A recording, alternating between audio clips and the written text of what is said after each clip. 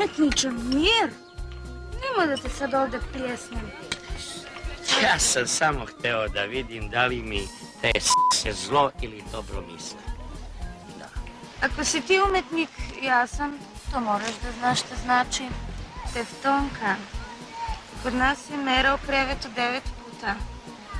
Ako to možeš da ispuniš, onda si moj tip. Dakle? 9 puta. Pa ja sam teftonac.